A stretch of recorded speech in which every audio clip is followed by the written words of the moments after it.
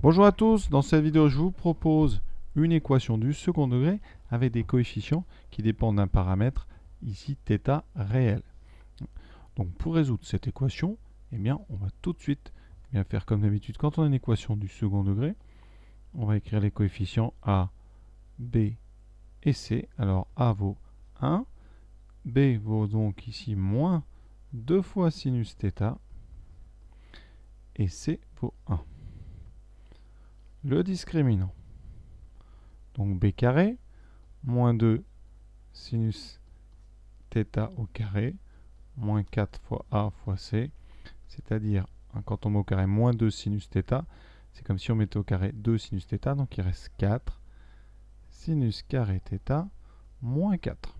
Alors le signe de ça, eh bien c'est négatif, pourquoi? Parce qu'en factorisant, on a donc ici 4 sinus carré θ moins 1. Et donc, on va étudier le signe. Alors, il y a deux cas. Parce que, évidemment, sinus carré θ moins 1, est-ce que ça peut faire 0? Donc, premier cas, si sinus carré θ est égal à 1. Alors, on sait résoudre sur un cercle trigonométrique. On fait un petit cercle. Ça veut dire quoi? Quand sinus carré θ égale 1, ça veut dire que sinus θ, il vaut 1 ou moins 1. Et donc, vous êtes sur le cercle, soit à gauche, soit en haut, soit en bas. Donc, en termes d'angle θ, c'est-à-dire que θ, il vaut pi sur 2 plus de kpi avec k appartenant à z, ou alors moins pi sur 2 plus de kpi, donc on va faire les deux, ou θ égale moins pi sur 2 plus de kpi, k appartenant à z. On peut regrouper les deux en disant donc que θ est égal à pi sur 2 modulo pi, c'est-à-dire plus un multiple de pi. Et dans ce cas-là, qu'est-ce qui se passe? Donc si θ c'est pi sur 2 ou moins pi sur 2 modulo de pi, et bien dans ce cas-là, alors votre discriminant est égal à 0. Et donc vous n'avez qu'une seule solution, une solution donc unique, réelle, qui est donc ici z0 moins b sur 2a, c'est-à-dire 2 fois sinus θ, sur 2, c'est-à-dire sinus θ. Et comme on vient de le dire, sinus θ vaut 1 ou moins 1, mais ça nous fait comme ça deux cas possibles. Donc on va faire les deux cas et après on fera ici la deuxième partie importante, c'est si sinus carré θ est différent de 1. Le premier sous-cas, on va dire. Donc premier sous-cas, c'est vraiment pour bien détailler. Si on a sinus θ qui vaut 1, ça veut dire que θ il est en haut, donc c'est donc pi sur 2 plus de kpi avec k appartenant à z. Vous êtes donc sur le cercle sur la position haute.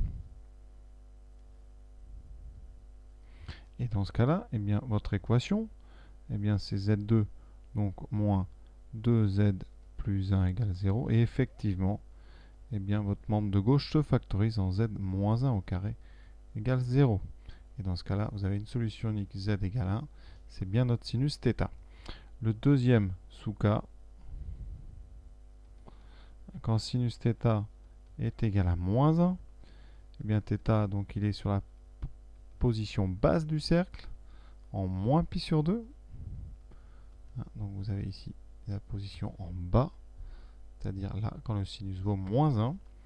Et dans ce cas-là, votre équation c'est z2, on remplace sinus θ par moins 1, ça fait z2 plus 2z plus 1 égale 0. Et donc, l'identité remarquable, z plus 1 au carré égale 0. Et on retrouve, vous voyez, z égale moins 1 comme racine, comme solution double.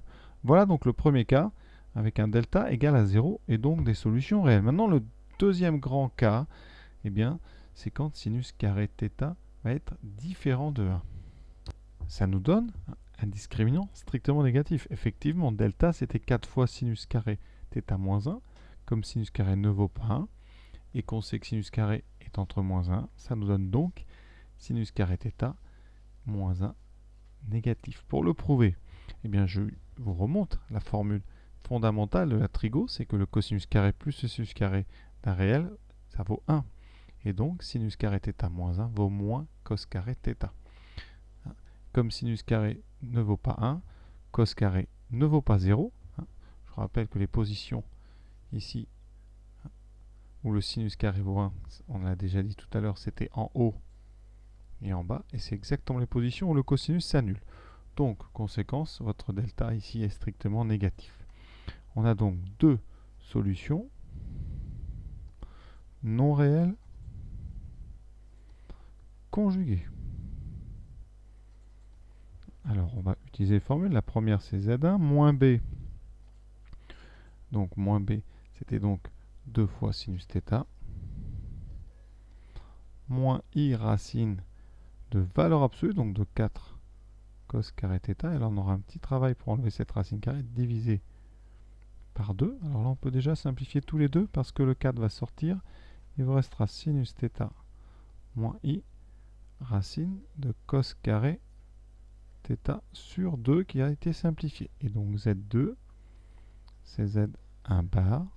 C'est donc sinus θ plus I racine de cosinus carré θ. Alors le sur 2, pareil, a été éliminé parce que vous aviez ici des 2 partout. Donc on a terminé. Alors on va quand même essayer de travailler cette racine carrée de cos carré θ parce que c'est assez intéressant. Alors, la question qu'on peut se poser, c'est est-ce que racine carrée de cos carré θ vaut cos θ? La réponse, ça dépend. Ça serait plutôt non d'ailleurs, mais ça dépend. Pourquoi? Je fais un petit rappel. La racine carrée de x carré, ça n'est pas toujours x. C'est x si x est positif. Et si x est négatif, c'est moins x. Ce n'est tout simplement que la valeur absolue. Pourquoi? Regardez par exemple, racine carrée de moins 2 au carré, ça fait racine de 4 et donc ça fait 2. Ça veut dire qu'ici, si vous appelez moins 2, si vous dites que c'est x, vous ne trouvez pas ici x, mais vous trouverez ici moins x. Donc vous voyez bien qu'il y a un petit problème quand les nombres sont négatifs. C'est pour ça qu'ici, on va devoir séparer en deux cas. Donc premier sous-cas de notre deuxième cas, si cos θ est positif, alors cos θ positif, ça veut dire ici que sur le cercle, eh bien, vous êtes du côté droit. Vous êtes ici, donc sur cet arc de cercle. Et dans ce cas-là, eh bien, la racine carrée de cos carré θ, elle vaut cos θ. Et donc, Z1, c'est sinus θ moins I cosinus θ. Et pour Z2, on aura le conjugué de Z1, c'est-à-dire Z1 bar, donc sinus θ plus I cosinus θ. Maintenant, on va passer au deuxième sous-cas, si cosinus θ est strictement négatif. Alors, le deuxième sous-cas, c'est donc si cos θ est strictement négatif. Dans ces cas-là, on a donc Z1 qui vaut moins B, donc sinus θ, moins donc I racine de module ou valeur absolue de cos carré, ici. Ce qui donne tout simplement sinus θ moins I racine de cos carré θ. Et comme cos θ est négatif, attention, on ne peut pas répondre que racine de cos carré. Ici, il faudra vraiment, ça ne fait pas cos θ. Impossible puisque ce nombre-là est positif alors que ce nombre-là est strictement négatif. Donc c'est impossible. Dans ces cas-là, la racine carrée de cos carré, ça sera non pas cos θ, mais la valeur absolue de cos θ. Donc ici, ça sera valeur absolue de cos θ qui n'est autre que moins cos θ, puisque la valeur absolue d'un négatif, c'est son opposé. Donc ici, eh bien Z1, ça sera sinus θ moins I fois moins cos θ, donc plus I cos θ. Et pour Z2, ça n'a rien à dire, c'est le conjugué de Z1, donc vous aurez sinus θ moins I cos θ. Donc ce qu'on remarque, c'est que les deux solutions ici sont inversées par rapport au premier cas. Mais donc, on va pouvoir faire une conclusion commune à ces deux cas, puisque les formules sont les mêmes. Je peux donc maintenant faire la conclusion. Donc premier cas, on a déjà. Deuxième cas, on va mettre ça en haut. Et après, on essaiera de réunir tout sous une seule formule. Donc, si le sinus carré de θ est différent de 1, alors ici, voilà, l'accolade, S, on vient de le dire, c'est donc sinus θ plus I cos θ, et l'autre, donc sinus θ moins I cos θ. Alors, est-ce qu'on pourrait faire une formule pour tous les cas? Oui, je vous explique ça tout de suite. Revoici nos deux cas, écrits un petit peu plus grand. Qu'est-ce qu'on peut remarquer? Donc, dans le premier cas, on va faire une petite étude un peu plus précise, ça ne va pas être très compliqué. Là. Sinus carré égale 1, ça veut dire que sur le cercle, on rappelle, sinus carré égale 1, c'est donc que soit vous êtes en haut, soit vous êtes en bas. Et dans ce cas-là, vous pouvez remarquer, quelle que soit la position, eh bien, le cosinus vaut 0.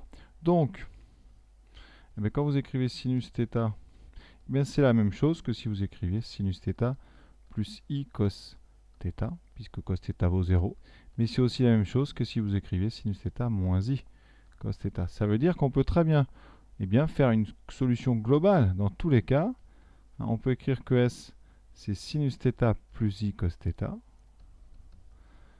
Et dans le deuxième, on peut écrire que sinus θ, c'est moins I. Voilà.